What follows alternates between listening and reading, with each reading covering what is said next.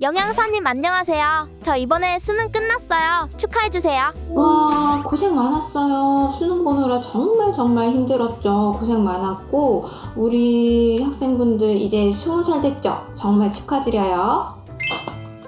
감사해요. 그런데 저 이제 진짜 다이어트 해야겠죠? 수능 끝나면 살 빠진다는 말만 믿고 있었는데 끝나자마자 1kg이 바로 찌더라고요. 우리 학생들이 수능 끝나고 나서 다이어트 결심을 많이 할 텐데, 다이어트를 시작하기 전에 특별히 고민되는 사항이나 걱정거리들이 있을까요?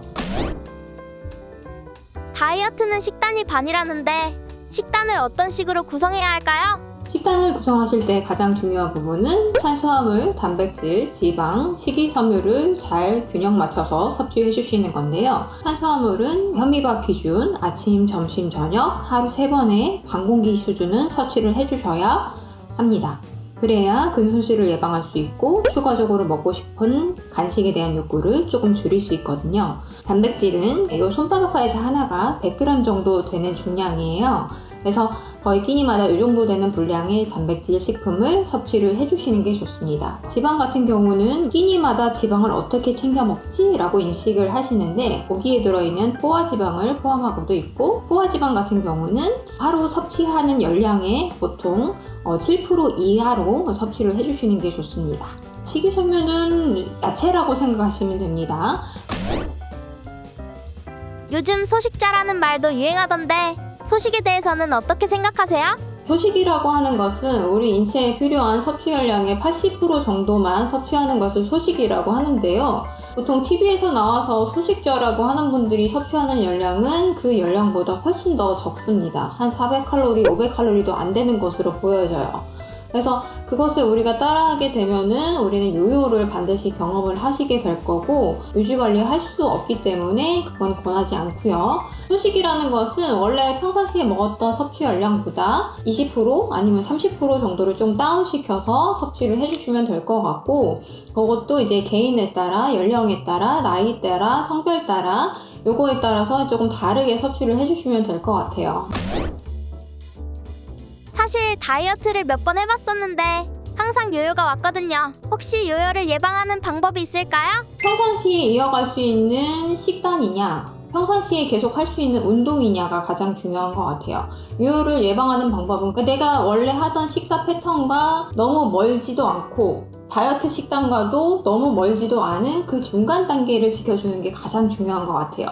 근데 운동 같은 경우도 너무 무리해서 가시게 되면 그렇게 운동을 하다가 중단을 하시게 되면 고스란히 체중이 올라옵니다. 운동 요요라고 할 수 있는데 운동 같은 경우도 평상시에 하실 수 있는 운동이냐 그것이 중요한데요. 이제 보통은 30분 정도, 1시간 정도 걷거나 산책하거나 마트 장보기 아니면 백화점 쇼핑 이런 거 하는 거는 너무 힘들진 않잖아요. 그렇기 때문에 일상에서 할 수 있는 것들을 같이 이어가시는 것이 요요를 가장 예방할 수 있는 최선의 방법입니다. 어쩐지 매번 샐러드만 먹고 뺐더니 요요가 금방 오더라고요. 다이어트 하실 때 샐러드만 섭취하는 것은 권장하지 않습니다. 탄수화물이 하는 역할이 있고 단백질이 하는 역할이 있고 야채가 하는 역할들이 있는데 너무 단백질과 야채 위주로 구성된 샐러드 식사를 하시게 되면 나중에 요요도 오고요. 그리고 이제 포만감을 느껴야 되는데 샐러드 식사만 구성을 하시게 되면 포만감 전달이 제대로 안 되는 경우가 있어서 추가적으로 간식이나 야식이나 이런 것들로 섭취가 이어질 수 있기 때문에 가급적이면 샐러드 식사를 하시겠다 하시면 저녁 식사로 한 끼 정도만 권장을 드리고 있습니다. 기초 체력이 너무 없어서 어디서부터 어떻게 운동을 시작해야 할지 모르겠어요. 어떤 운동을 하면 다이어트에 더욱 도움이 될까라고 했을 때 걷는 운동이 가장 좋습니다. 걷기는 전신의 모든 관절이 움직이고 이를 지탱하는 근육들이 함께 움직이면서 그 신체 밸런스를 훨씬 더 강화시켜주는 운동이기 때문에 걷기 운동을 하게 되면 훨씬 더 도움이 되는 건 맞습니다. 또한 걷기 운동 같은 경우는 이제 체지방 연소에 도움이 되기 때문에 복부 쪽으로 많이 몰려있는 그 체지방들을 줄일 수 있는데 도움이 될 수 있기 때문에 많이들 권장하고 있습니다. 비용도 발생되지 않고 그리고 손쉽게 접근할 수 있는 운동이기 때문에 걷기 운동이 가장 좋습니다. 그리고 많은 분들이 걸으라고 말씀을 드리면 재미없어요, 따분해요 이런 식으로 말씀을 많이 주시는데, 그래서 저희가 이번에 365MC에서 출시한 어플이 있습니다. 걷지방 어플이라는 거예요. 그래서 걷지방 어플을 다운받으셔서 걸게 되면 걸음수만큼 기부도 할 수 있고 포인트도 받을 수 있고, 그 포인트를 가지고 음식 사진을 찍어서 올리면 그 식단에 대한 전문 코칭 영양사님들의 이제 전문적인 피드백을 받을 수 있기 때문에 다이어트 하실 때 훨씬 더 도움이 될 수 있습니다. 그리고 100% 무료입니다. 많이들 걸어주세요.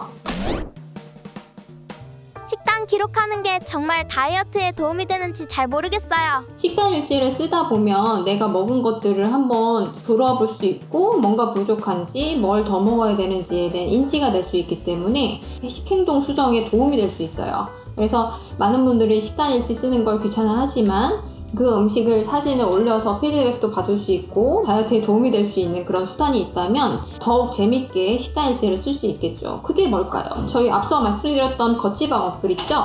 그거를 이제 많이 활용해 주시면 다이어트에 훨씬 더 도움이 될 수 있어요. 수능 끝난 우리 친구들 방학 동안 많이들 다이어트를 할 건데, 그때 많이들 활용하셔갖고 다이어트에 도움이 될 수 있으면 정말 좋을 것 같아요. 우리 대학 입학 때까지 걷지방 어플 많이 활용해서 살 꼭 뺄게요. 영양사님, 오늘 여러 가지 다이어트 꿀팁도 전해주시고 걷지방 어플도 알려주셔서 덕분에 저 다이어트 성공할 수 있을 것 같아요. 조언 주신 대로 걷지방 어플 활용해서 식단 기록도 꾸준히 해볼게요. 다시 한번 수능 끝난 거 축하드리고요. 우리 오늘 배운 거 잘 기억해서 날씬한 대학생활 하시길 바랄게요.